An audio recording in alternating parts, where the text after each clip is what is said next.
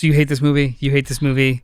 I think it's trash. Don't watch any of the Hunger Games. Yeah. 2 and done if you've wasted this much time.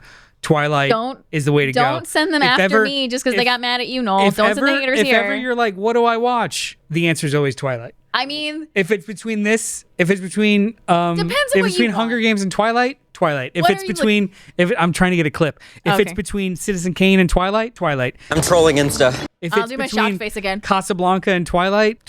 The woman was too stunned to speak. Oh my gosh. Hey, I want to see The Dark Knight. I've never seen this movie. And everybody's like, Twilight. Go watch Twilight. Just watch Twilight all the times. Noah, back me up. Twilight all day. All I hear is typing. I'm thinking Twilight. Yeah. Like, oof. When all else fails, Twilight. What's up to all our sidekicks and henchfolk out there in the mother-loving geek nation, and welcome back to the CultPOP Podcast Live, episode 186. If you're new here, this is a place where we gather to discuss things we love, like movies, television, comics, big wig energy in the capital, and all other things that scratch your nerdy itch. That's a capital with an O. Yes. Tonight we're broadcasting you live from Young Junk. Nailed it. A bomb-ass podcast studio here in Philadelphia, Pennsylvania. I'm Noel of Physical Media Space on Instagram. Also, it's a digital space where we celebrate physical media. I know that seems a little weird, but whatever. Just go check that out after this. That's at physical_media_space. And I'm the infamous Alice of Inside the Morgue, where real investigators investigate the accuracy of fake investigations in movies, television, and sometimes games. And filling in for JD of Johnny Structure's Hero Complex, located at 4327 Main Street, Philadelphia, PA, is returning teen correspondent, Eno. Hello. Whoa. Do the. We gotta do the wacky arms. We also want to draw your attention to our producer Noah. Hey, bud, quick question. Would you rather drown, be burnt by poison gas, bludgeoned by baboons, or psychologically tortured by blood-curdling screams of your loved ones? Just, happy-go-lucky thoughts. Which of those 4 tortures would you prefer? Baboon me, baby. I think so too. You know what? That would be like the fun. That'd be the fun one. I just like the alliteration of it. Bludgeoned by baboons. Nobody likes a baboon bludgeoning, but they'll pick a baboon bludgeoning. I would say the gas, because you would just die instantly. They looked like they didn't like it. Yes, because they touched it. Okay, spoilers. This is spoilers. Spoilers for a 13-year-old movie. I didn't actually make a spoilers thing for you guys. It's an ancient movie. Ancient is a stretch. Ancient movie. Anything below 2000s is ancient. Oh my God, I'm ancient. Hang on. Technically, for me. Technically, classic is defined by 25 years or more. Mm-hmm. So 2000 is classic. I accept it. I don't like it. Everybody feel that fact for a moment. No, I don't want to. Absorb it. As mentioned already, tonight we're going to be on. We're going on tour with the District 12 victors of the 74th Hunger Games, checking back in on the lovebirds, catnip, and pita bread. That's right. We're reviewing Hunger Games, Catching Burns. Catching Burns, but that's not all. We're also going to gossip about what we've been enjoying this week and share some recommendations and catch up. As friends are wont to do. No one actually likes being told to comment. We understand this. Or or subscribe. Mm-hmm. I get it. You hear it all the time. But sometimes it actually works. So if you feel like doing that, please do so. Also, tell a friend, because the more the merrier. We enjoy a little bit back and forth. So pipe up in the chat. We'll respond live like Carl. Carl's in the chat. Favorite of the show. You know what? I'll just say it. Favorite of the show, Carl's, coming to us from Tasmania. We also will take your emails. Email us at cultpopgo@gmail.com, and we'll address them on the show live, like we're about to do right now, because we did get a letter. We got a letter? We got letters. We got lots and lots of letters. Genie's energy. Bring it down. Put it in my heart. So anyway, this one is called Ring Capacity 83.2. Crew. I don't know if you're familiar with the band Kirby Crackle or their song, music video, Ring Capacity, but in my opinion, it sets the standard for Green Lantern. Okay. Think Avengers Earth's Mightiest Heroes in terms of the epicness of the song mixed with the basic art style of Max Fleischer's Superman, and you have possibly one of the best comic book songs videos ever conceived. Okay. If you haven't seen it, check it out along with all their other videos. So, all right. So that's an official recommendation from Christopher St. Saucy Goodnight to check out the band Kirby Crackle and their videos. As for the plot of Lanterns, has everybody seen? You didn't watch it? No, Lanterns, because I was in the other room. The first episode of Lanterns dropped. I haven't watched it yet. Next week's official topic is episodes 1 and 2 of Lanterns. So we're gonna do full review next week. But in the meantime, he said this. I thought it was great. All of the actors are good in their roles. Wouldn't have minded somebody Charles as Jon Stewart. GIS Charles. Is that an actor or I don't know. Mm-hmm. Anyway, but they're going for the more stoic and not as charismatic, so that might have worked. The thing that did bother me, and JD would have gotten a kick out of this, the thing that bothered me... JD's in the chat, so I'm sure he's getting a kick out of it right now. Is that he refers to himself as Guardian 2814 and not 2814. It's a small nitpick. Christopher St. Saucy Goodnight. Now, are you familiar with Green Lantern lore at all? Yes. Yes. Yes, somewhat. Not as well versed as you. Oh, wait, you did. We reviewed Blackest Night. That's yes, right. we did. So when when we were reading the sector, did you read in your head Sector 2814 or 2814? Because the Green Lantern sector, I think, is what he's referring to. Do you even remember? I think I read it as 2814. Oh, I've always done 2814, so I felt personally validated. Damn. Forever. Now everything that I ever think is going to be canon. Maybe I did 2814. Ever since I've read it, Hal Jordan, Green Lantern Guardian of Sector 2814, Sector 2814. I think Brian Lieb of the show previous. Oh, hi, Brian. Hey, Brian.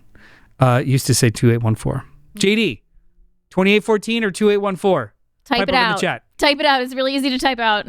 But in the meantime, thank you, Christopher St. Saucy Goodnight, for the email, and everyone else. If you'd like to contribute to the show, cultpopgo@gmail.com. Easy as peasy. Yep. Bleh. We get just a peek behind the sausage curtain. We get so few emails. We'll read it. Make it legible. We'll read it. We are flooded with emails. So few good emails. There you go. There we go. There it is. Wait. 2814. Perfect. Yeah. See, I think I do 2814 because that's just how I read it. 2814. Got it. Awesome. All right. So that was a quick hit of the show. Before we get into what's been popping for us this week, first of all, Eno? Yes. Thank you for joining us this week. Yes. You requested to join us for this movie. Mm-hmm. Yes. Yes, because you enjoy this series. Yes. Yes. Okay. We have an actual young adult talking about a young adult series. Because we were doing the math. Of just me. We were doing the math. He wasn't alive for the first movie. I've been alive for every other movie since. You were 1 when this came out. Yes. That doesn't count. You couldn't talk. I need a minute. Yeah. So while you absorb that again, another fact of life, I want you to sit with it, take it in. Classic is old.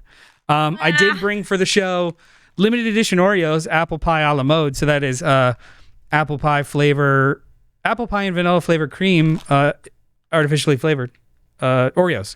So we're going to pass those around. Everybody talk about them. While we do that, we'll talk about what's been popping for us. So this is the part of the show where we talk about what we've been enjoying this past week, which you can also participate in if you want to throw in the chat what you've been enjoying this week. But for us, I'm going to go to... Blueberry multi-grain ball. Is that what it tastes like? Eno first. Okay. So I'm going to eat my who's got a mouthful of food. Mm. What's been popping for you this week, my friend? This Monday, I went to go see The Odyssey in 70mm. That's right.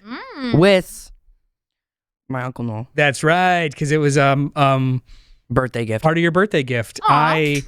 Happy birthday. Every year I like to get you something that I want to do.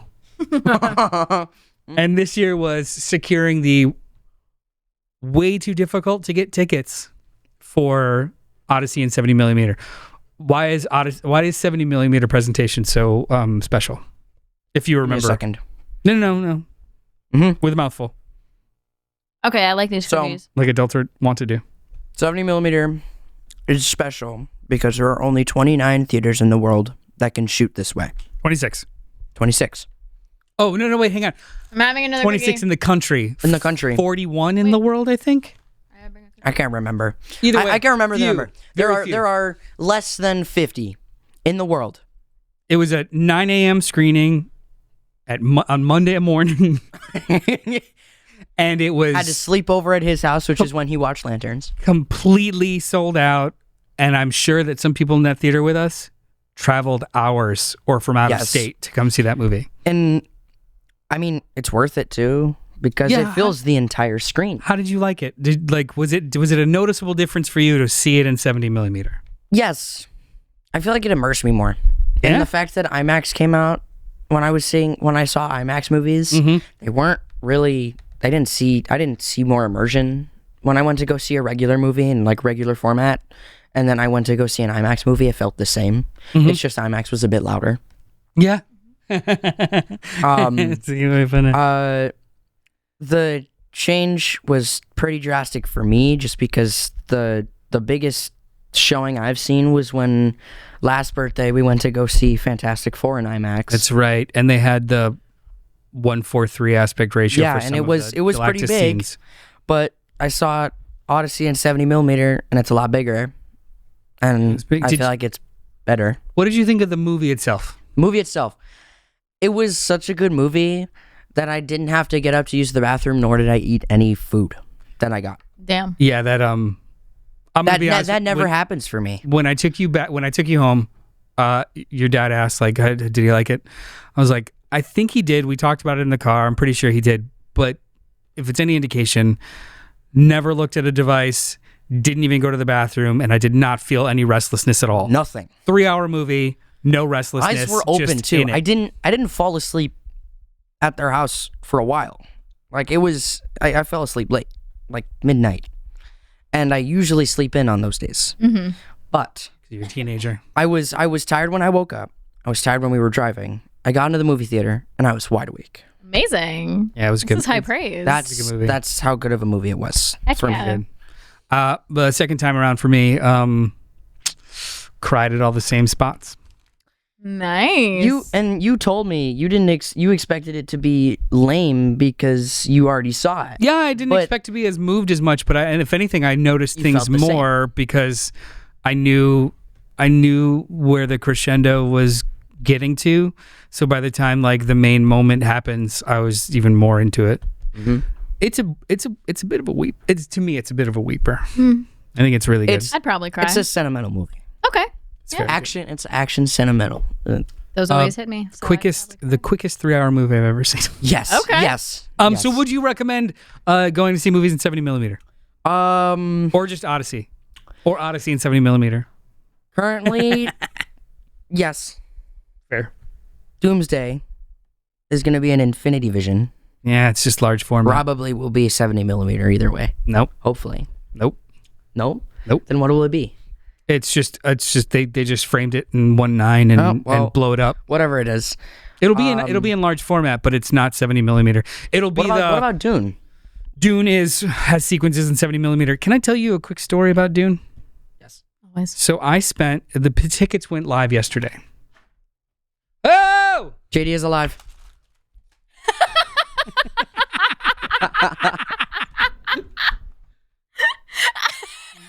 I said blue. How are those? That's delicious. For Blueberry the record, multigrain bars. we did not know he was going to show up tonight. Blueberry multigrain bars. This is... That's what it smells like. They taste like blueberry Belvita cookies. The last thing he said was, "Oh frick," and then he shows up. Do you want one to go? Do you want another one to go? Yep. There you go. Love you. Take care of yourself. I love you. That was... Good haircut. God, yeah, I know, right? He ran all the way here. All the way up here for some cookies. That was incredible. Awesome. Anyway, Doomsday. No, Doomsday. Dune Part 3. I had a terrible day yesterday. Oh. Because tickets for Dune went on sale yesterday, but only for large format. Oh, geez. And it's being presented in 70 millimeter because there were sequences shot in 70 millimeter. Great. All ticketing services were down all day, on and off. So over the course of 7.5 hours, I was constantly refreshing my phone to try and get a ticket to this movie. It got to the point where, was it important? No. Was I invested and wanted to like eat glass in anger? Yes. Yeah. I finally got one ticket. No, I'm going alone. Yeah, I know. I'm happy for you.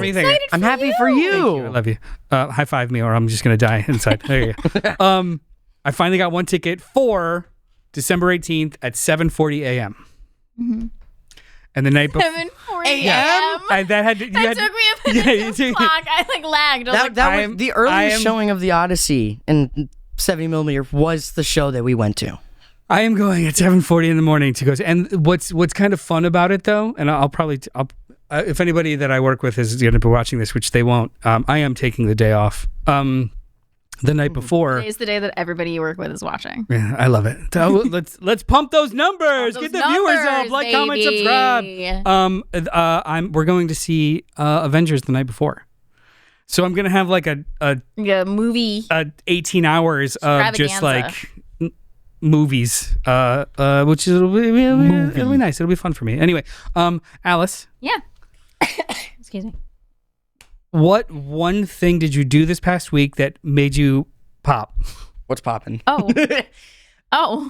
He meant to say what's popping. What's poppin' is I finally saw Spider-Man Brand New Day. Hey, you're the last one. I was the last person ever to see this movie, ever.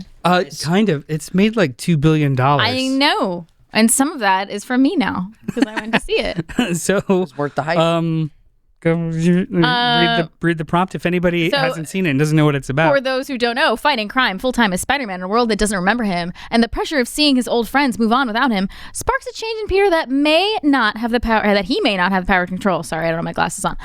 But that transformation might also be the only thing that can stop a shocking new threat to the city and those he loves, a powerful villain no one can even see. The world may have forgotten Peter Parker, but he hasn't forgotten them. Didn't you guys cover Brand New Day already? We did. I wasn't on that. Neither of us were on that show. We both missed that show.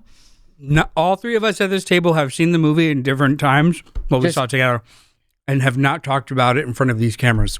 Incredible. Who talked about it then? It was JD. JD and our friend of the pod, Jeremy. Because you weren't working and I didn't feel well. Yeah. Anyway, what'd you think? Fucking loved it. Right? It was delightful. Such a good movie. And contrary to you, I had to pee the entire time, but I did not get up from my seat. I was struggling. Not really. I was so entertained by it, but I did know I had to pee, but I did not want to miss a second of that movie.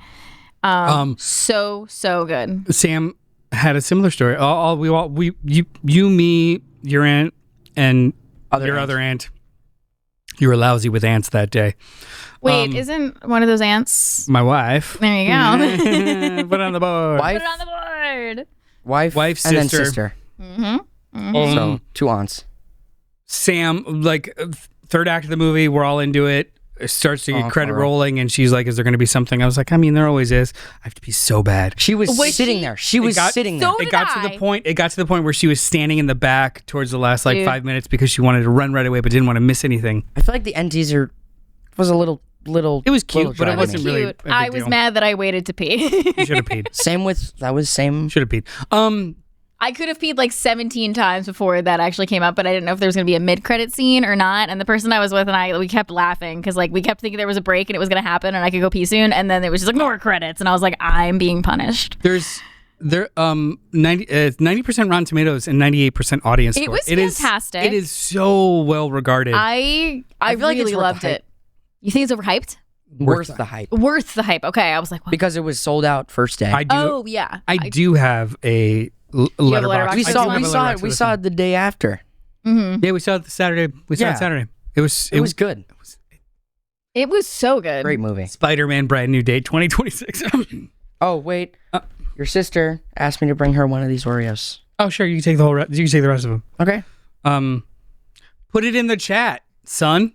Anyway, best live action Spider-Man movie in a generation. Mm-hmm. And for a character with 9 movies under its belt, we're finally seeing an evolving Peter.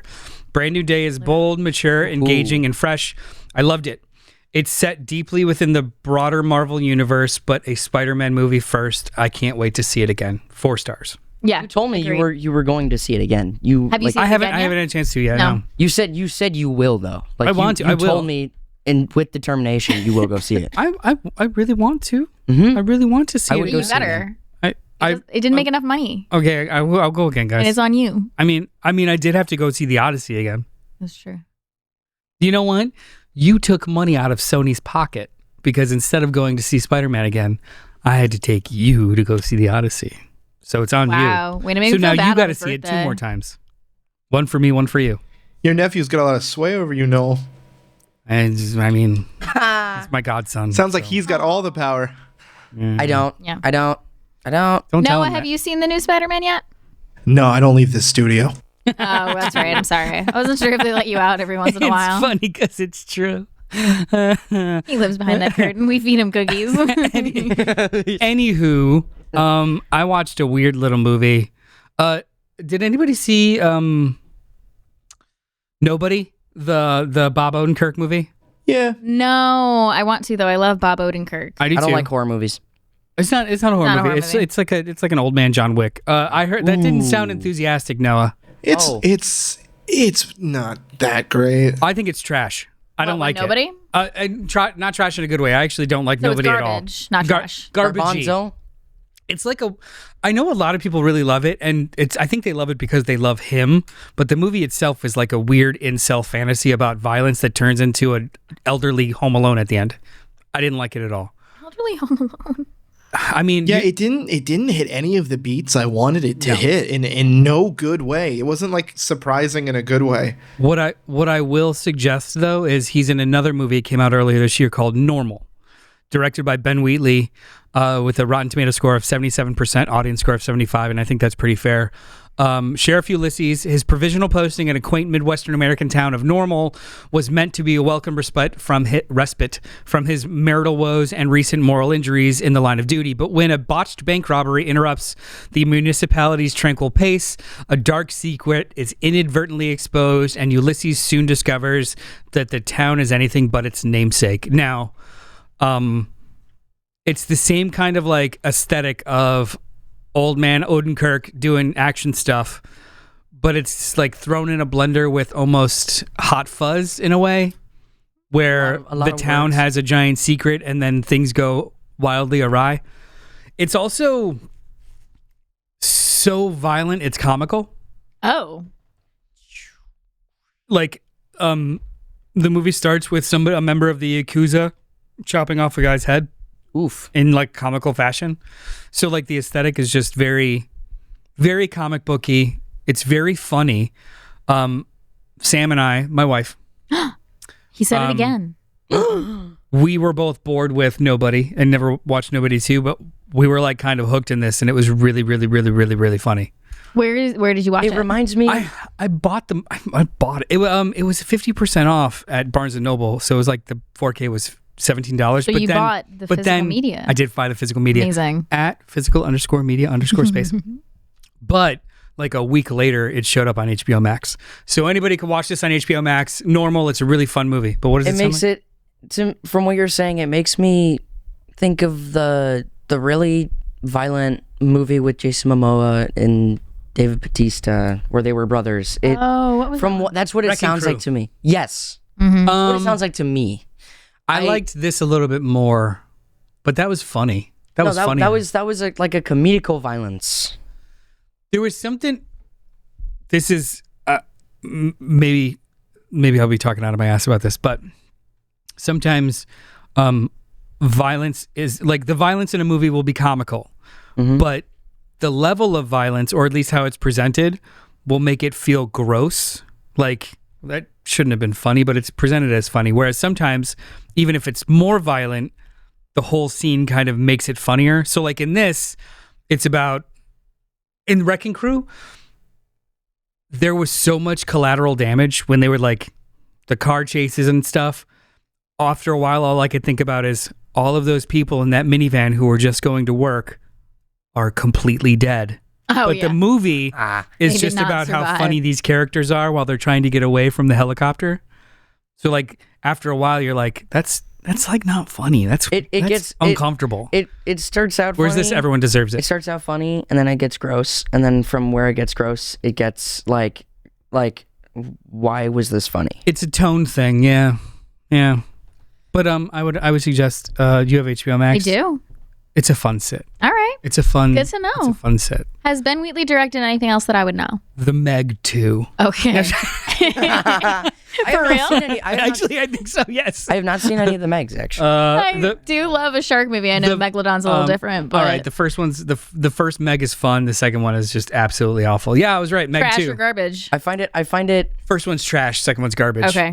What I've heard out of it was just like Jason Statham being a superhuman. It's The not entire For inaccurate. the Meg. Yeah. Okay. He also did Like swims too fast. a fun little movie in 2016 called Free Fire with Alice and Brie. It's just a bunch of like Oh, I like Allison. hitters. Yeah, it's a fun movie. Normal. Watch it now. But HBO Max. what are we here for tonight? So You know what we're here for. It's your favorite franchise. Let's I have a treat. Another? I have another We already treat. had apple pie Oreos. I'm Okay. scared. But excited. When your dad and I went to Florida, Okay. It's a Florida For candy. your dad's birthday. for your granddad's birthday, Mm-hmm. there was a hobby shop across the street from their house. And Ooh. your dad Yes, got some I've stuff. been- Yeah. When he got some stuff, I was like, "Hey, there's that thing over there. See if that guy will throw it on there," and he did.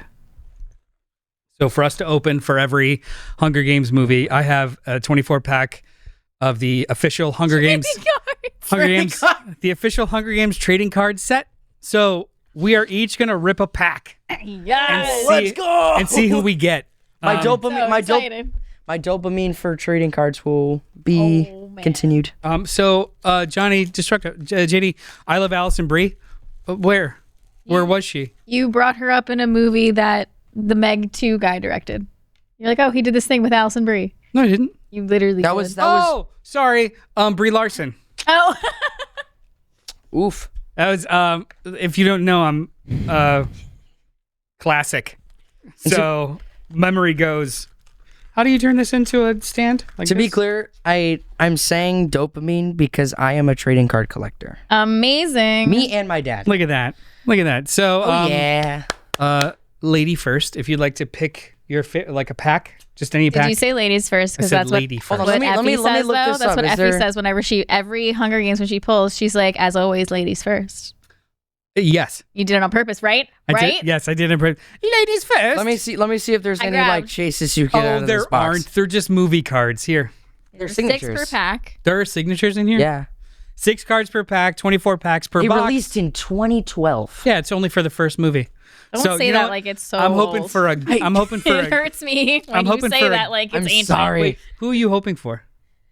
Oh, who am I What hoping characters- for? Could you take one, please? So is this is just the Hunger Games, right? This isn't Catching Fire yet? Only Hunger Games. Okay, I was gonna say Joanna Mason, but she's not in it yet, or Finnick. So, I'm gonna Finnick say is my favorite character out of Finnick, the entire Hunger Games. same, bro. So who wants to rip first? Wait, I gotta say Wait, who I'm hoping for. Who am I hoping for? Is there? I'm a, hoping for Foxface. You know what? I don't know what that is. Hold on a second. You know who that Is there a tactic for ripping cards? Like the don't seal damage the first cards or the inside. top? Is Don't damage the there's no cards like inside. there's no like just expert like way? Yeah, I'm looking for technique, right? Yeah. I don't use a technique. I just rip it open. All right, All right, who's gonna share first? I think our guest should. I think Ina That's should. fair. Okay. I can't. can get I'm this saying back that because open. I can't open mine. Hands are sweaty. I know. I'm so excited. Knees weak, mom All right. spaghetti. Starts with a banger. Did you? Who'd you get? Starts with a Pita bread? banger. Don't even Pita care, bread? do you? Pita bread, please. Please. Pita bread. Is he has a rock? Is he has a rock? Pita bread has a rock. No, that would honestly that would have been. You would have rage Oh, quit the show. what do you- okay, Never okay, seen No, him again. I would have wept in joy. Here we go. Okay. Hold on. Wait. I have a story. When we started the Catching Fire movie, the night I stayed over for the Odyssey movie, we thought Gail was Kale. Yeah, I thought it was Kale the whole time. And then, Kale? I had a whole tight 5 about how she's torn between lettuce and bread, and it was good. And then about 5 minutes further into the movie, I was like, "Oh, this bitch's name is Gail. My bad." I can't. But All now right, he's now it's. okay. Here. All right, you first. Share. We'll go around the round. Oh, you got Rue. I got Rue. R.I.P. Oh wait. The acolyte. Let's see. We'll do 1 and 1. I got Peter Malak. Pita bread. I got catnip. Catnip. Oh, wow. Look at that. Best buds. Oh, But for so this one's just number 65. It's a piece of a puzzle. Oh, so okay. we'll keep that going. Mm-hmm. Let me see what I got next. Oh, I just got all the tributes. Is this technically Hunger Games talk? Yeah. Yeah. This is a slippery line here. This is you've reached Hunger Games corner. Yeah. I'll throw lower thirds on that. All the tributes from the first one? From the first one. Okay. What do you got? I got Caesar and PETA. Double whammy. Oh, let's go. I got Stanley Tucci and if Josh only Hutcherson. it was like Caesar and Kale, because then it would have been a No one's named Kale. No one is named Kale. I've got this stranger I've never seen, even though I watched the movie, called Glimmer. Oh. But it's she's a career. Yeah. I thought that was in the second movie. They're in the first one too. Careers. All the early districts are careers. They didn't highlight it well enough in the first one. Oh, well, anyway, it's highlighted in the book. There's text in here. Attractive and alluring, a career tribute from District 1 that has trained most of her life for the Hunger Games. And there's her full face. So I got all the tributes once again. You're getting the tributes. No. What do you got? Just you got the two of the tributes. same? Yes. You had two of the same card? No. Well, then come on, the next one. I think it's the parents. Oh yeah, that's Show the camera. Ruin Katniss's mom. We find out her name in Songbird, not Songbirds. Prim. Primrose Prim and Katniss's mom. Behind the teleprompter. There you go. Forget her name, or we get her name finally in Sunrise on the Reaping, and I cannot remember it, but it starts with an A. What do you got? Can I show two of mine in a row, because apparently this person does this pose a lot with people. I have Katniss and Primrose, but then I also have Katniss and Cinna, and she's doing the same forehead touch with both of them. That's isn't that how strangely intimate, and I like it. Isn't that how that's in another movie where they're just like Okay, you next. I got God, I feel double lucky. I got another PETA Malark. Pita bread. I am lousy with pitas. I'm waiting for him Pita bread. to be a rock. Where's I want that card so bad. Ugh. Yeah, now you're dedicated. I got Katniss. Woo woo. Hunting. Katniss hunting. Yes. You got two more? Is there a description I got for two it? more. I have Cinna, and I got words on the back. Katniss's sophisticatedly simple stylist proves to be more than an ally. Ooh, they did the wrong then, though. Is this for a second movie? Cinna becomes a trusted friend. This is Lenny Kravitz. He's in the first movie. Oh. No, they did proves to be more than an ally, and they did THEN. Oh, copy. Which I do that sometimes too, but I'll do my next two because I'm taking too long on I these. guess I'll just do my last two on these as well. dumb characters. I got Seneca Crane. Let's go. Also known as Weird Beard. Weird Beard. And Thresh. The male tribute from District 11 in the 74th Hunger Games. Thresh is well built and possesses immense strength. Quiet and solitary, little is known about him except that he doesn't kill Katniss. That's true, he doesn't. Rue's teammate. Yeah. And then as my last two, I have... And then I have one more. I have Gale, Katniss, and PETA. Oh, the love triangle in one card? The triple. That's her. I got the love triangle. That's lunch. I don't know. Kale. You eat catnip? Kale, pita bread, catnip. That's right. And then as my last card, I have Hey Mitch and Katniss. So I got President Snow. all right, so we've got there's now I'm trying to find the pattern here. So there are official character cards, which are basically like It's funny, I got none of those. they're like headshots. So let's keep all of those in like all the headshots. Considered a character? No, that's like a movie scene. It's like this. All of the ones I have are movie Hey, scenes. it's like this. Yeah, no, I only so have movie this then. scenes. No, Yes, because it has the no, symbol. yeah, but it doesn't have their like descriptions of them and No, it stuff. does. Yes, it does. Still, every year in the ruins of what was once North America. I don't know if it's smarting me, but Smart. no, these are like these are promotional. These are like promotional pictures, and this is like posterish. Yeah. Right. Yeah. Then you want me to keep it in the stack? No, well, what I was gonna say was Movie like scenes. we should keep them Okay, here. put together, right? Movie Because there's scenes. also movie scenes. The puzzle pieces. These are movie scenes. Right, it's the Mockingjay. Here's. So do you have movie scenes? I have all movie scenes. Really? All of these? I gave you my Senna already. Yeah. I traded you my Senna for all movie scenes. a slice of pizza And these bread. are all numbered. So hopefully in this entire deck we'll get all of them. Or this entire pack will get all of them. Probably not though. Hoping but on a anyway, signature. what are we talking about today? Catching Fire. Whoa! I've never heard of it. Written by, Hunger Games, Catching Fire. That's my friend. Let's go. Came out in 2013. Written by Simon Beaufoy Sure. and Malfoy. Michael Arndt. Directed by Francis Lawrence. Starring Jennifer Lawrence, Josh Hutcherson, Woody Harrelson, Elizabeth Banks, Liam Hemsworth, Stanley Tucci, Lenny Kravitz, Donald Sutherland, Jeffrey Wright, Jenna Malone, Sam Claflin, Amanda Plummer, and Philip Seymour Hoffman. Is Francis Lawrence and Jennifer No. Lawrence related? Nope. Because they have the same last name. Yep. They do. After arriving safely home from their unprecedented victory of the 74th annual Hunger Games, Katniss Everdeen, played by Jennifer Lawrence, and Peeta Mellark, played by Josh Pizza Hutcherson, bread. discover that they must do a quick turnaround and begin a victor's tour. As she and Peeta travel throughout the districts, Katniss senses a rebellion is stirring. However, President Snow, played by Donald Sutherland, proves that he is still very much in control when word comes of a cruel change in the rules for the upcoming 75th Hunger Games. All more. Are we doing more? Might as well. We just don't have to only tell me if you got something really good. So Hunger Games Catching Fire. Catching Fire, yeah. You're going to take us through the production briefly of this movie? I'm going to take you briefly through the production of this movie that is based on the 2009 novel of the same name by Suzanne Collins. Which I read. For the viewers that this might be their first show, already a banger, what is your relationship to this film franchise? So I started reading these books when I was 19 years old, and after I read the first book, I loaned it to my younger sister, who I'm very close with.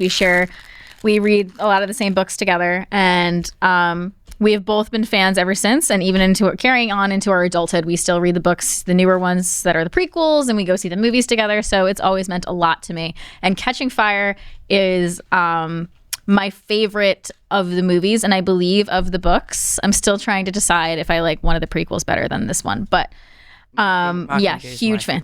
Mockingjade's your favorite book? That's a good one too. You've read them all? Nice. I've read all of them except for the prequels. The prequels are good. Like the Ballad and Sunrise. Those you just saw the movie that's out? I saw the movie for Ballad. Yeah. Well, the other one's not out yet. Yeah.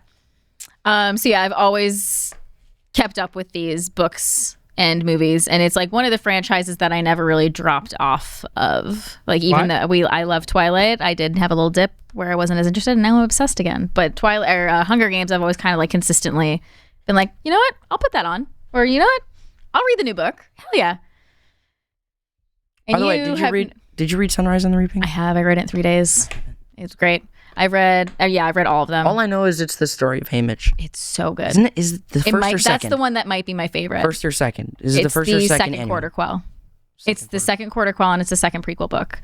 The first, well, you know from the movie, the first prequel is the 10th annual Hunger Games that President Snow is a mentor in. No, he's a mentor in it. He's not in the games. Yeah, he's Lucy Gray's mentor. With the girl. Mm-hmm. Spoilers for me, who's not seen a damn thing. All right, now that's on the cover of the book. Like I read. Sorry, I'm putting these in order now. Sorry, I'm distracted. Anyway, my relationship with these movies is I think I saw the first two in theaters, maybe the first three, but they left such an impression that I don't know. Things melded together. But it was a time in my life where it wasn't that I hated these style of movies; they just really weren't for me. Yeah, and I wanted. Yeah, they just weren't your movie. But they just weren't mine. However, now later in life, it's just like, yeah, let's give it a shot. You become friends with a weird girl named Alice, and she forces it on you. I try not to yuck other people's yum, no matter how hard they yum it. I yum things very hard. Or how hard I want to yuck it, because even if there's something you don't like, there's value in it, especially if it's this popular. So like, even if it's not my speed, there is some value in it, and I want to discover what that is. Yeah. So I submitted myself to these movies, and it's not that bad so far. Here we are. So tell us how they made this while I sort through this shit. Lionsgate announced the film adaptation of Catching Fire would be released as like we stated before, The Hunger Games: Catching Fire. They announced it would be released on November 22nd, 2013. Sequel to the first movie, The Hunger Games, with principal photography taking place in September 2012. Simon Beaufoy, I'm sorry, I'm butchering his name, was hired to write the script for the film and wrote 2 drafts before leaving after Gary Ross, the director of The Hunger Games, decided not to come back to direct the sequel. Is there a reason why he didn't come back, or Gary Ross? I think I get into that a little later. Okay, cool. I think so. We'll see. So the shooting time frame was co-coordinated between Lionsgate and 20th Century Fox in order to allow time for Jennifer Lawrence to shoot what other movie that came out or that was being filmed in 2013? 2010s. What else was Jennifer Lawrence in that would be 20th Century Fox? One of the X-Men. Was it the first one? There's 2. Yeah, she's First Class. Yes, that's one of them.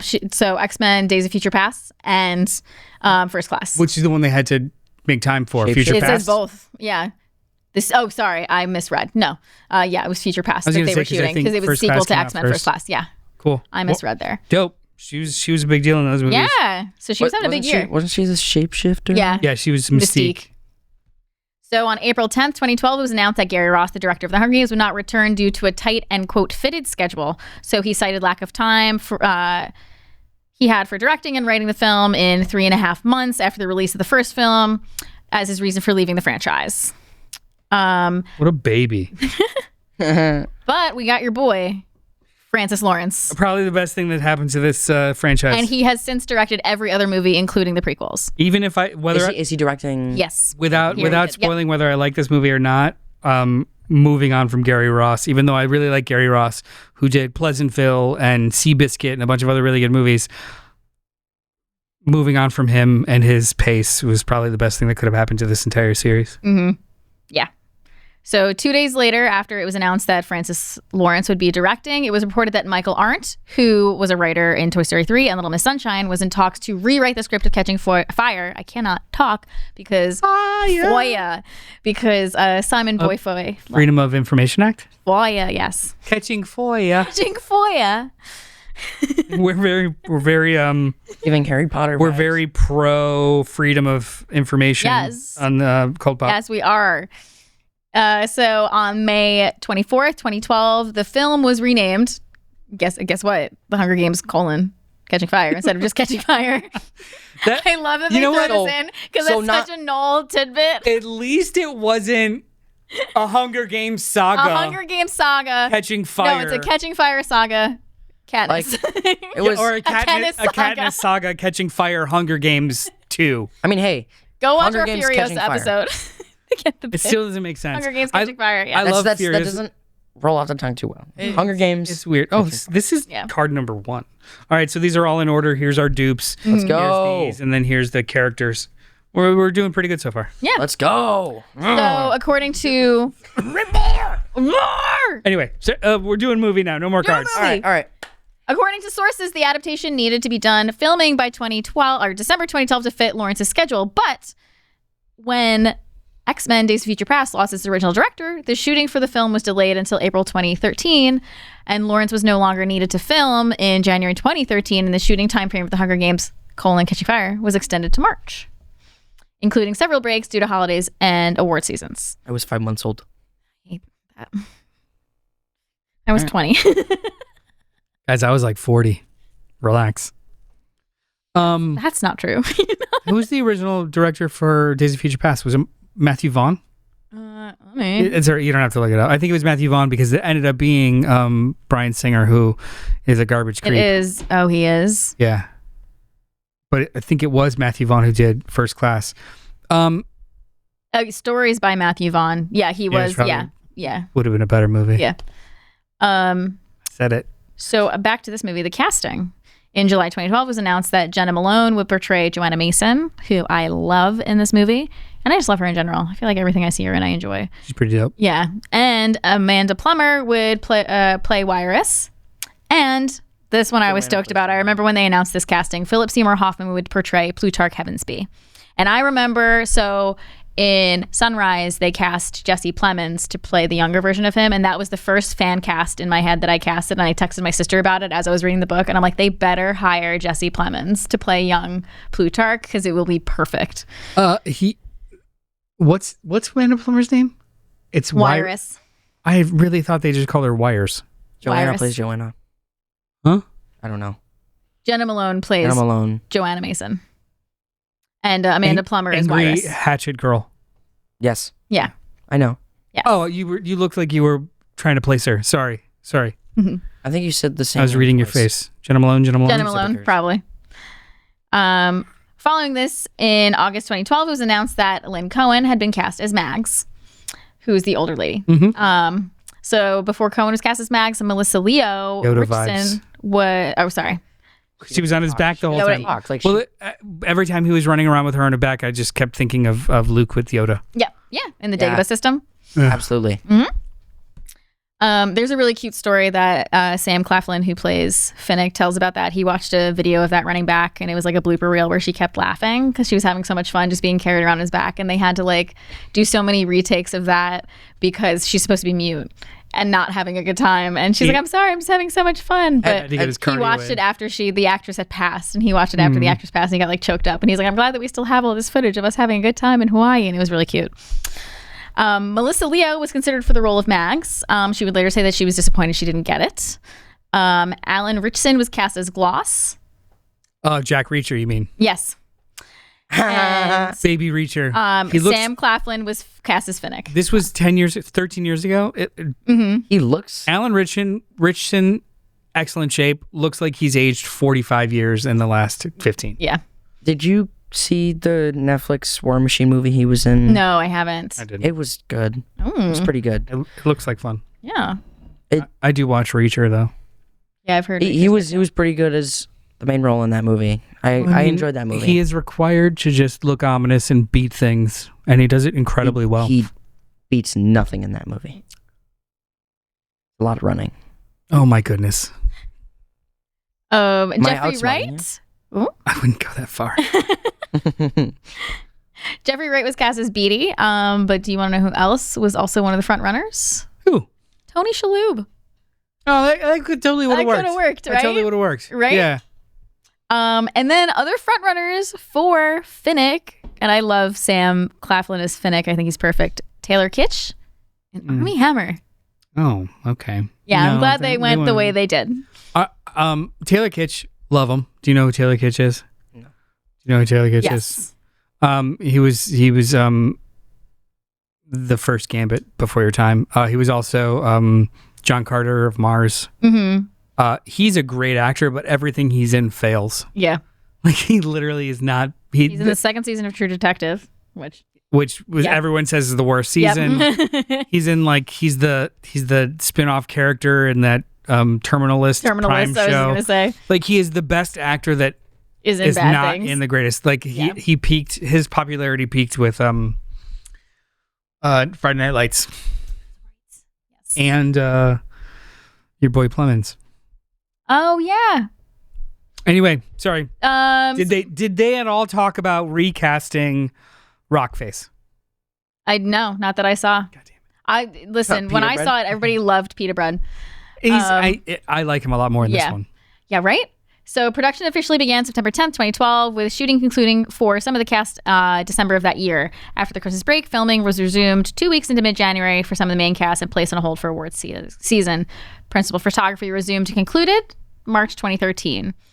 And they shot first in Atlanta, Georgia for some of the more metropolitan scenes, and then they moved to Hawaii to shoot a lot of the arena, or I think all of the arena scenes were shot in Hawaii. The cast and crew were on a busy schedule of 14-hour days, 6 days a week. Josh Hutcherson confirmed scenes in the film would use IMAX cameras by stating, they're shooting, I think of all this stuff in the arena is going to be IMAX. Jennifer Lawrence and Liam Hemsworth were in Ringwood, New Jersey, shooting District 12 scenes. I like how they use Jersey for District 12. Mm-hmm.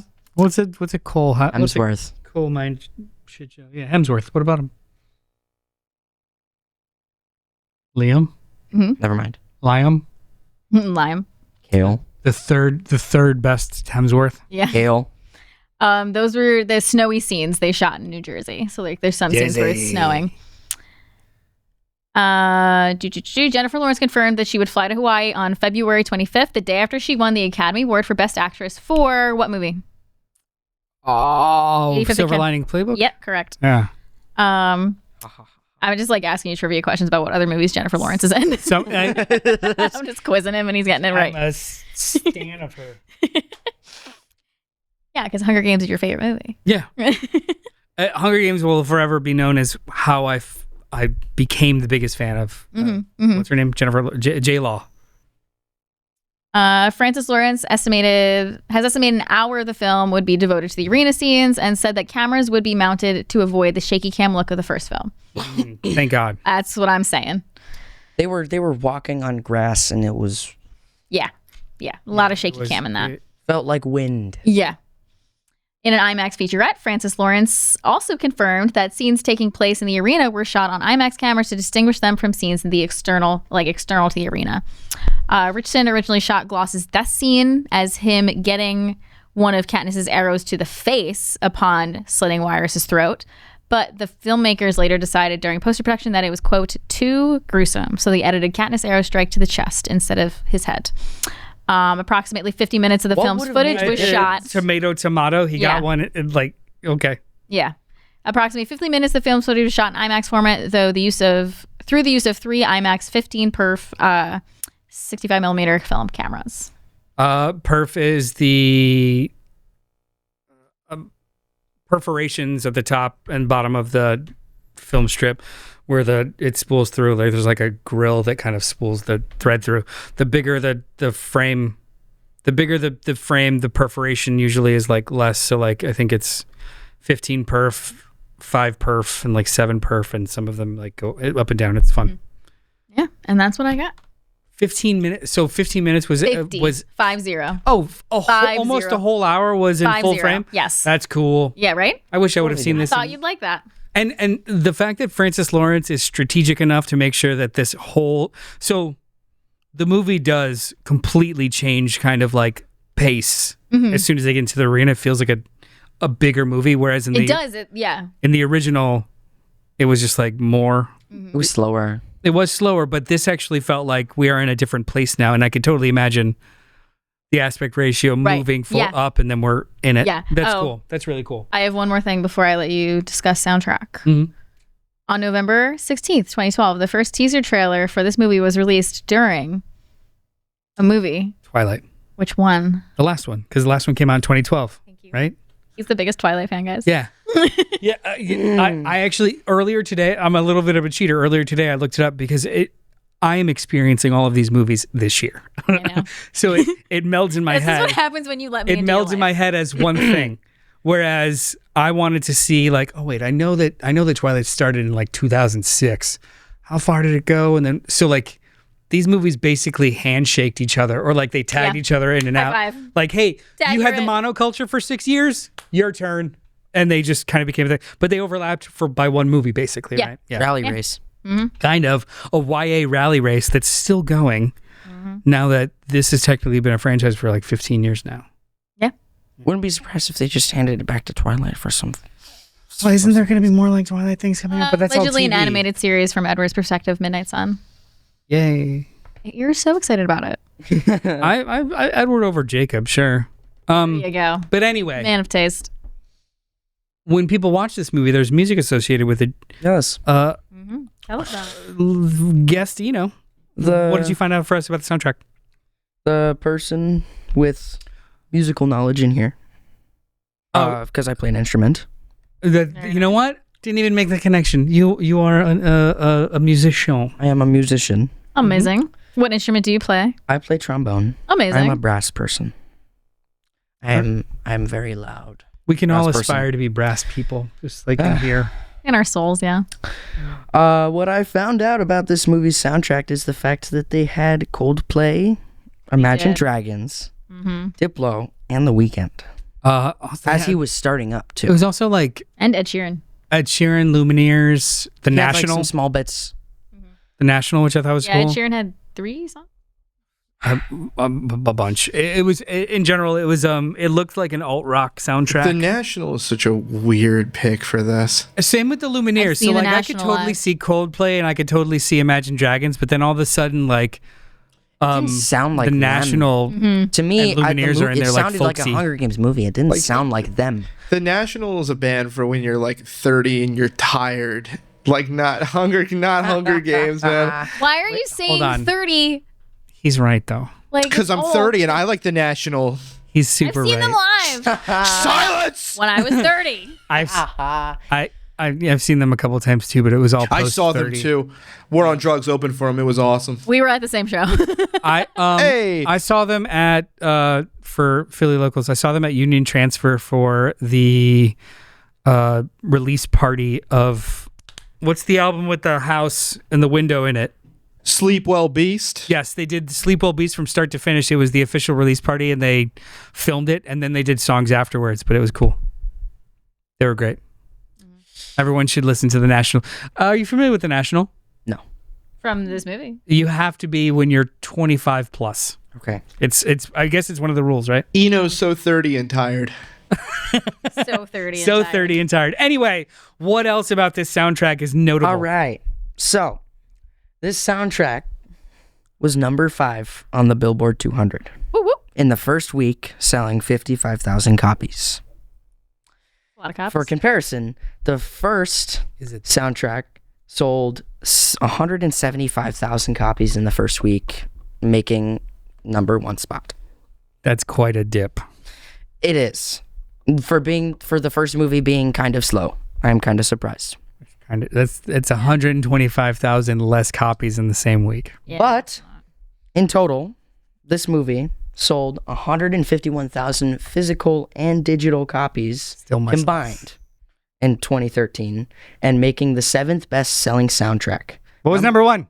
Number 1 being The Great Gatsby by Jay-Z. Baz Luhrmann's Great Gatsby was the number 1 soundtrack that year. What was the number 1 album that year, though? The number 1 album. Yeah, to give people context about what was happening in culture. Oh. The number 1 album You saw it. being Justin Timberlake's The 2020 Experience, selling 2.43 million copies. So, quick story about that album. Like in a mirror. Sorry. That song. Yeah. Mirror. So, what, 2013? Such a long song. 2013. It is like a 9-minute song.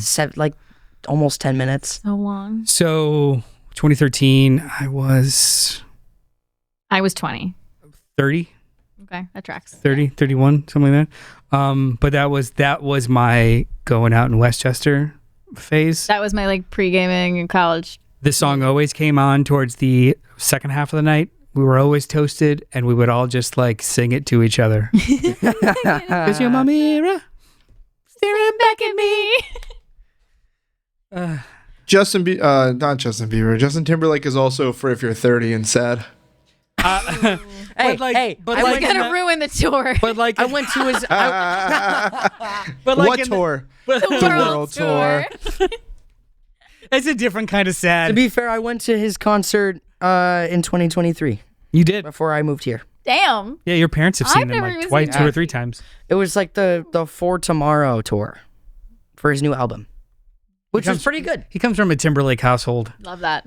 As of today, though, Over 6 million streams on Spotify. 600 million streams on Spotify. 600. Soundtrack. I mean, like looking at the track list, I did not recognize a single one of these songs. But looking at the track list, it's like this is a microcosm of 2013. How in the world Yeah. is Imagine Dragons in this? Because it was 2013. It was 2013, man. I get that, but I didn't hear. I didn't really hear them as much as they should have. I don't mean that in a rude way. No. Here's the thing: you are looking at it with the hindsight. You're looking at it with perfect hindsight. You could see all these bands in one set and see their popularity over the last 10 years at once. In 2013, Imagine Dragons were becoming incredibly popular, just as popular as Coldplay already was, and then they were just like kind of dipping in and out of each other. When did Radioactive come out? Around the same time, I Like believe. 2015? That first. That's no, peak Imagine Dragons. it was earlier than that. Ugh, we're all searching this up. Where my Imagine Dragons heads at? 2012. Silence. 2012. Their debut single, It's Time, was released in 2012 from that album. That was in Perks of Being a Wallflower. Another YA. Never saw it. Oh, with my girl Emma in it, Emma Watson. Yeah. Imagine Dragons. What a band. Music in this is that exists. A lot more surprising than I thought it was. Yeah. And so I always got, even though I don't remember seeing Mockingjay, that's the soundtrack I remember because that's the Lord soundtrack. That's the Lord one. Yeah. Yeah. That's a great song. It is. And, it's a banger. It was on my gym playlist that year. Churches is on it. And that's when I was like deep into churches. In the chat, Sam 3PO, C3PO. Who's that? That is my wife. RE movie Normal. Yeah, she watched it with me. It actually kept her attention, and we didn't pick up our phones at all. Incredible. Yeah. Oh, and then Sam, also the greatest actor piped in. They should finish off the prequel trilogy with 25th games, 2020, 2025, and if they follow the trend, the next movie should come out in 2030. Ooh, I like that idea. That'd be a pretty good. I want Finnick's games though. I want to be hurt. I want to see Finnick at 14. He's 14 yeah, they in the talk games. about it. Yeah, he wins at 14. He was the youngest winner. And he gets so used after. So soundtrack is great. Pick it up, put it on your Spotify list. It's still very popular, even though it did not make nearly as much money as the first soundtrack. I'm thinking probably it didn't make as much money as the third soundtrack either, because that one was like big. That one's a banger. That was like grammar. That one's a banger. Third soundtrack went up. Mm-hmm. All right. Probably more than the first one. Critical response was very kind to this movie. It has a Rotten Tomatoes score with over 290-something reviews at 90%. Audience score of 95. It's not bad. That is very good, yeah.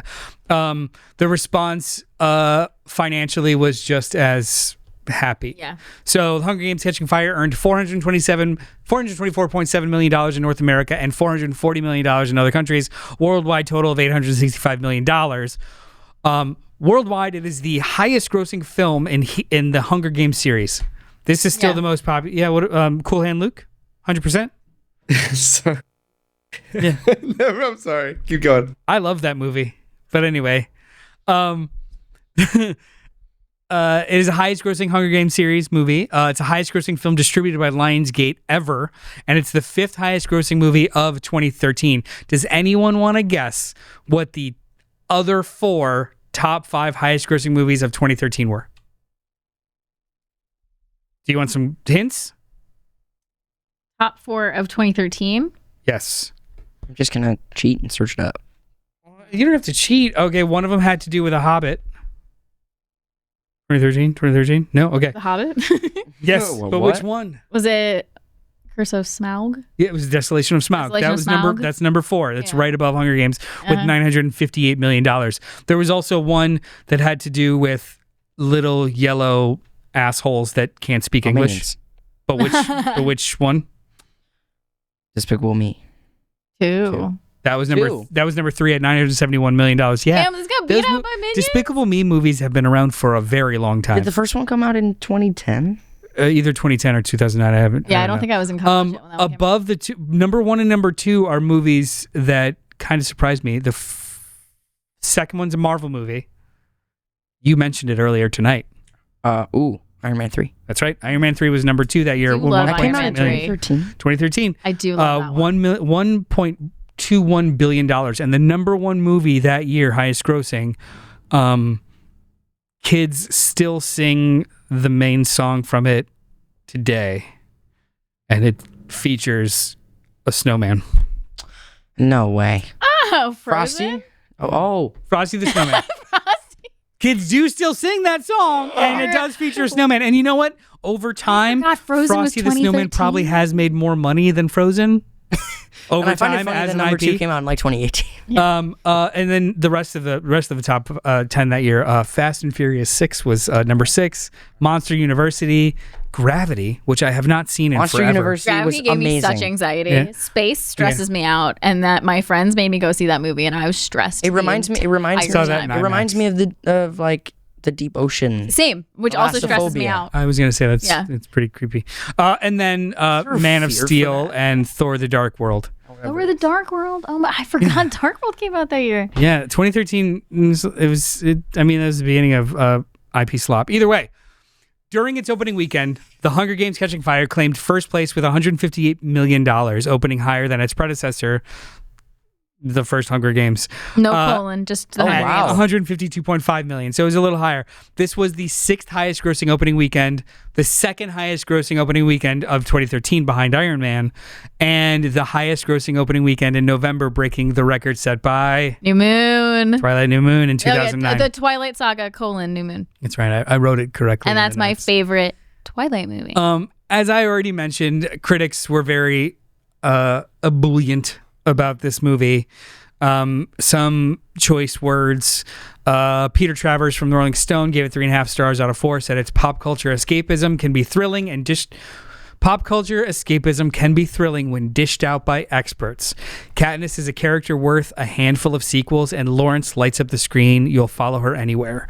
Stephanie Zacharek of The Village Voice praised Lawrence's performance, writing that the actress is both on fire and in the process of becoming, and it's magnificent to watch.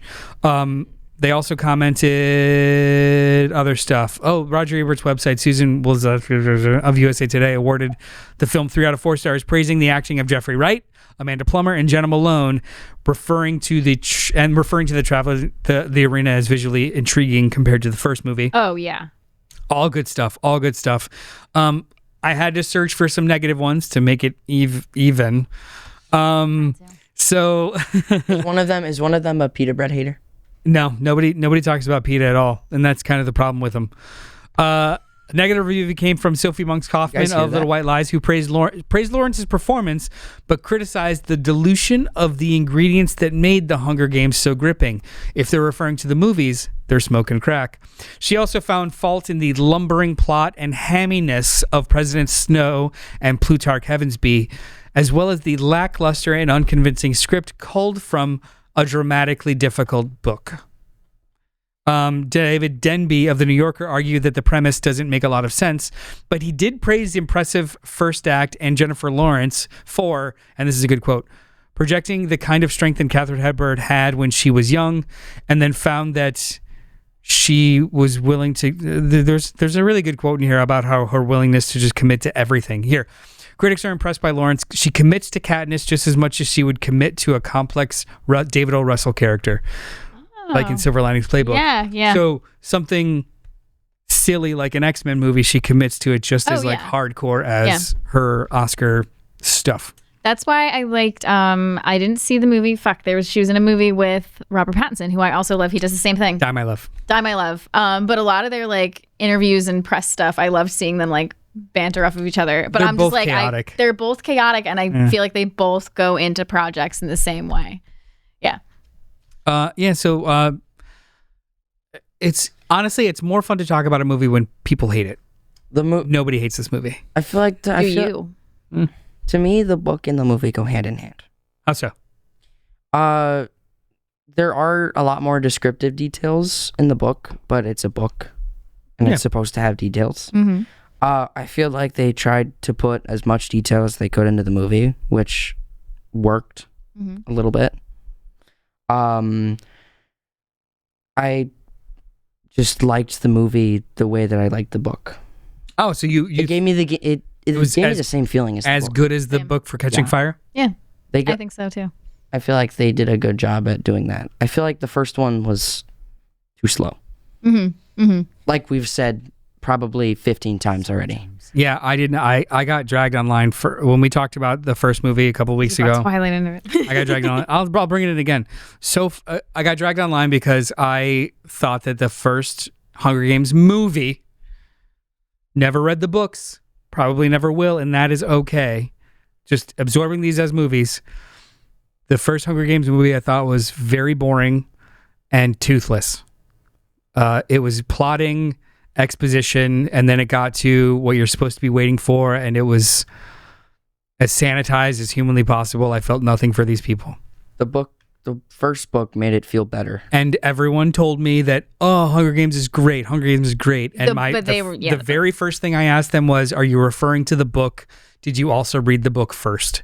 Almost everybody that I know that loves the movie as much as they say they love the movie, it's because they came in with the foreknowledge of all of that stuff. As a movie, I didn't care for it. And because of that, I compared it to Twilight. Also a book series I've never read and never will read. Also a movie that I made them both watch for this podcast. But so far, when just comparing the first Twilight movie and the first Hunger Games movie, I liked Twilight more because it was more entertaining to watch. Mm-hmm. Was it better? Arguable. Would I rather watch that again and just kind of soak in the absurdity of it as opposed to be bored to tears by the inner workings of the Capitol and face painting as a primary weapon? No, I wouldn't. Now, this movie. Get my arms ready. What did you think of it? This is my favorite one. This is my favorite one. Is it? It's my favorite one of the. I'm still. Wait. New Moon is your favorite one too. Do you have like a number 2 favorites pattern going on? I think I do because my favorite of the Lord of the Rings is also Two Towers. Huh. Yeah. And Star Wars Empire is my favorite. Like I don't know why. Oh, you just like I never watched the Twilight series. You should watch them with your mom. I should? Yeah. Okay. Actually, you should watch them with your aunt, with Auntie Sunny. She's a big fan. Big fan. Can I come over? Big fan? And watch them? Big fan. She's not mentioned it. Her, your aunt and your grandfather read the books and watched the movies together. Oh. And they're fans. I remember you mentioning this on the podcast before. I thought she was more of a Mandalorian fan. I mean, both things can be they're true. 2 different flavors, but yeah, I think probably. But either way, what did I think of this movie? Better. Okay. A lot I'll better take than it. the first one. Let's go home. I knew We're that was done. going to be your reaction. No, this was an objectively, stylistically, pacing, and just scope better movie. I was not bored at all. It was just as long. It had just as many moving parts, and it was infinitely more complex. Better executed. It's better. It was just a straight up better movie. Mm-hmm. I was invested. I gave a shit about almost all of the contestants that we kind of worked with, become allies with, and more than any other character in this entire movie. Well, that's not true. There's 2 characters in this entire movie that I did not give a shit about, and now I'm invested. And who are those 2 mystery people? Effie? Yep. Ooh. Did not give a shit about her before. Now, for the first time in 5 hours of watching movies, I understood who she was as a character by one scene, and it was masterful. Is it the I have my hair, you have your pin, and like she's trying to become? It was her kind of saying, it was her apologizing to them. Oh yeah. Because and it made me think of how she got there, which is like excellent for an actor. You know, like her job is to usher these kids to go probably die. If you're lucky, one dies and one doesn't, and then you're set for life by just kind of like traveling with them. She actively helps them go to their doom. She's lucky enough to get both of them back, and then she spends all this time kind of with them, and then they are cheated in a way that is unimaginable to her, and she has to kind of like come to terms with that. So it's not just that like the system didn't cheat these kids. The system cheated me, used me to cheat these kids. Yeah. And that was so palpable in Elizabeth Banks' performance. She's amazing. And it made me love her as like a favorite character. I also kind of like PETA now. Yes! Yay! We got him on board. I also kind of like PETA because let's go. More than like in the whole third act, he is a damsel. He's useless. He keeps getting hurt. But Hamish says something earlier in the movie that just resonated very much with me, which was you did the math already. You know, you could live 100 lives and not be worthy of that boy. Yeah. And it was a throwaway line, but the way that it was delivered, and it kind of spoke to how painfully, to a fault, altruistic PETA was. And for some reason in the first movie, it was boring and awful. In this one, it was like he was like an NPC. his motivation is to affect her plot as opposed to him having his own plot. And it worked in this because I was viewing in the first movie, I was viewing his characterization as him. Mm-hmm. In this one, I'm doing it through the prism of her and how it affects her. And it just works so much better. Mm-hmm. This movie's very good. He's no longer a rock. He's no longer a rock. Oh, they got rid of all that very silly shit. I hate Gale because he's. Haha. You hate Gale. You've made mention. I love the lettuce. Hate the character. Mm-hmm. You made mention that he does some things that make him like even more so. He doesn't even have to do that. Yeah. You know. Yeah. Because he is such a petulant baby. That's understanding. You kissed another guy. Yeah. She was. Katniss was on a murder island with 23 other people that she was asked to kill. And you are such a baby bitch about her having to kiss someone on TV, though. He is the worst white dude in all of fiction. He's that guy. He is that guy.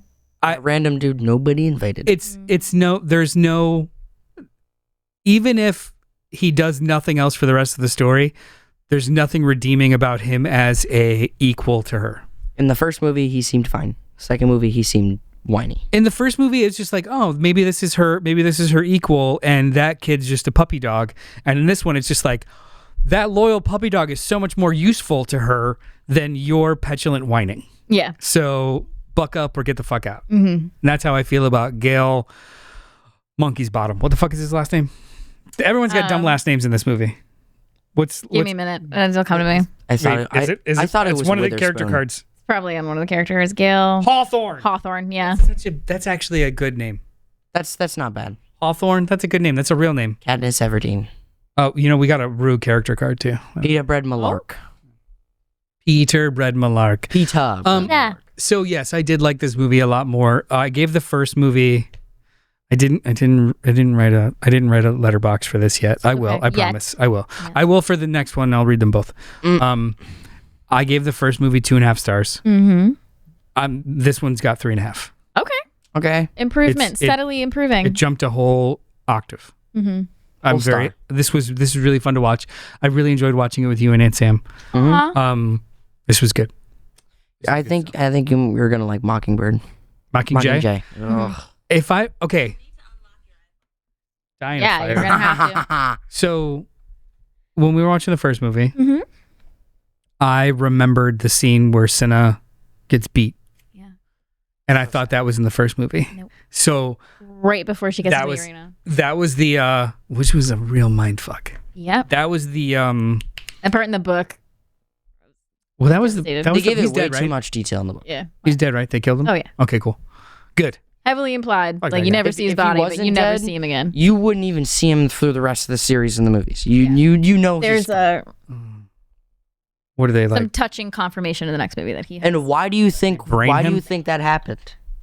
Oh, because he did the dress with the J. Yeah. Defiance. Mm-hmm. Yeah. Anybody who defies snow shall die. I mean, it was as soon as he did it, I was like, he's dead. That guy's dead. But you like zoom in on him while Donald Sutherland's staring at him. Thank you. Like he's super dead. Philip Seymour Hoffman. What do you think of him? He's so dope in this. Right? Every single acting choice is underneath 5 layers of pretense. Yes. But it's so subtle. Who? Plutarch. Plutarch. Ooh, the game master. Everything is so measured, and most other actors, it would just kind of feel staged. But he's perfect for it. Yeah, he's so good in it. He's strict at the same time that he's like lazy. He was like, yeah. And there's something in between. Like, I love like the everything scene is of him calculated. and her dancing, and he's like kind of giving away that he's like, maybe I'm on your side, maybe I'm not. What's up? I have a question for you. Yes, sir. How did you feel after you realized that Plutarch was not on President Snow's side at the end of the movie? I think I kind of knew. Mm-hmm. Did you kind of? It wasn't know, a surprise for me. It wasn't a surprise. Well, I remembered that. I think I'd seen the trailer for the third movie, and he's in it as like in white with what's her nuts, Julianne Moore. Oh yeah, Coin. So I kind of knew that he wasn't like on the level, so it was more about the journey than the destination. Actually, the whole third act was a little weird, roughed. Like the plot, people's motivations, and when they were helping and they weren't helping, and who was all a part of it, and then it was a little slapdash, but it was entertaining, so I didn't care that much. I didn't try and think before the movie. I love that they're all in agreement. Like, we can't tell her because she's not gonna be able to keep it cool. She's an idiot. I think the fact that she's the main character here in the plot. We cannot tell her the plot. That if you think behind the curtain, they convinced her, like mindfully, like they didn't outright tell her to shoot the dome with the electricity. Like it plays into the part where it's just like kind of like they're messing with her mind. What was the original? Was the original plan to set up the spear, and he just kind of ends up getting shocked to bring the dome down? But it was her that brings the dome. Did it. Like she puts 2 and 2 together. What I believe is that they did the spear on purpose to say that like he was gonna do something else. Yeah. Like he was going to. She's destroy being told the dome. by the movie. Yeah. But he gets. There's so many things from some of the prequels that or just tie things in with this one so nice. And I want to tell you, I want to tell you some, like, I want to tell you stuff about Marley J. We can't tell you anything. We got like 4 more movies. We're watching the new one. 4. We're gonna watch. Yes. We're gonna watch the new one when it comes out. I will. I want to watch that with you guys. So, this is Catching Fire. In September, we're gonna do Mockingjay 1. In November, we're gonna do Mockingjay 2. In the end of November, before Thanksgiving, we'll do Songy Snaky, and then in December we'll do Sunrise of the Reaping. And honestly, too, if they just like fall back, we're gonna do them all, and it'll be either the beginning of next year or the end of this year. We'll make sure we get them all. So end of September or start of September is Mockingjay, right? Or is it end of September? This is a tentative schedule. Okay, so like a placeholder. End of September. End of September, and then nothing in October. No, because that's Halloween month. True. It's going to be all, like, we're not going to do it. Spooky shit. Yeah, if anything, we might do a Resident Evil that month. November everything else will be spooks. Mockingjay 2. It'll be both. Mockingjay 2 and hopefully Songbirds and Snakes, but honestly, more likely, we're going to have to do the schedule this month. Right now. This is behind the curtain stuff. Behind the curtain stuff. But we're going to try, you are going to revisit for another one. Okay. You can call your shot. You don't have to call it right now. We'll do it off camera. Keep them guessing. Want to do like the new one with us, or up to the new one, or the double? We'll figure it out. But yes, and we'll rip more of these bad boys. We have.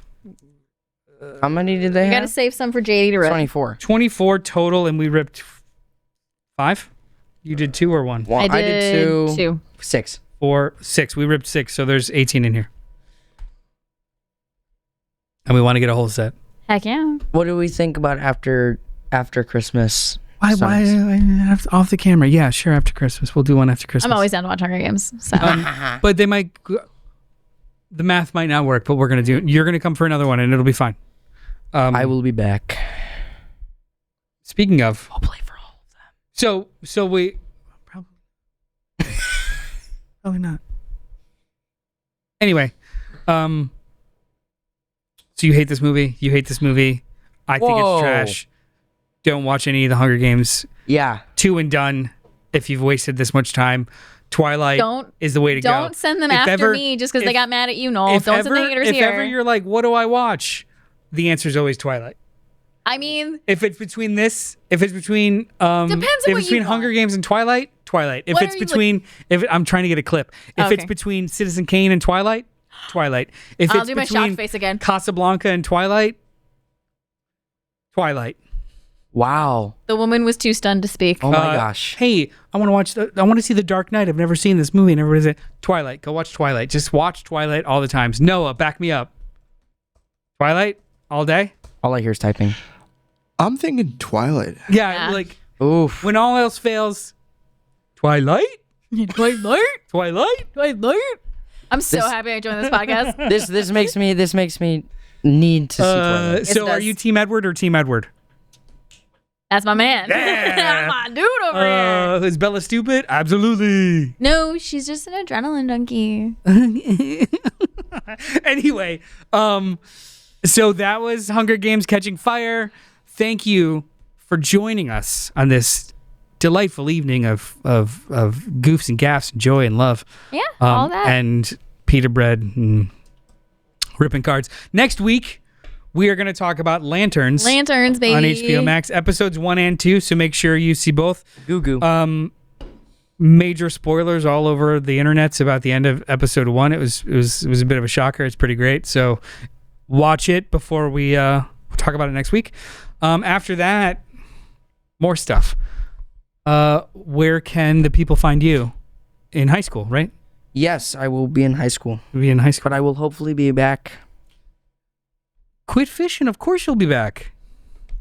Where can people find you? You can find me at Forensic Alice on Instagram, as well as at Inside the Morgue Pod on Instagram if you want to catch up on some of my old episodes of my other spooky podcast that I have with my co-host Jessica. You can find me on Instagram at physical_media_space. Like, comment, subscribe. Thank you, Eno, for joining us. Yes, thank you. Thank you for joining me for this. Thank you for joining me for Odyssey. Mm-hmm. What's the next one that we're going to see? Thank you for joining us to see The Furious. Months ago. I wanted to. Weren't you? Oh, I wasn't on the podcast for that one. Yeah, but you were there. I should have told you ahead of time. It's my fault. What are we going to see next? What's our next outing? What's coming out soon? Think about it. Coyote versus Acme. Oh, I do want to see that. We're going to do that September 2nd. What about... Amazing. Incredible. We'll figure it out. Yeah. But we have to keep up our movies. I want to watch Godzilla -1 with Zero with you. Oh, you know what? That's supposed to come out sometime in December. That will be one of our December slots. I wanna watch it with you. I don't know if I want to be on the podcast for that one, but I want to watch it with you. Well, if you wanted to be on the podcast for that, you'd have to learn how to speak Japanese. But anyway, thank you so much for joining us. Yeah. Arigato. Noah, fade to black. Take us out with the saddest music you can come up with. CultPOP.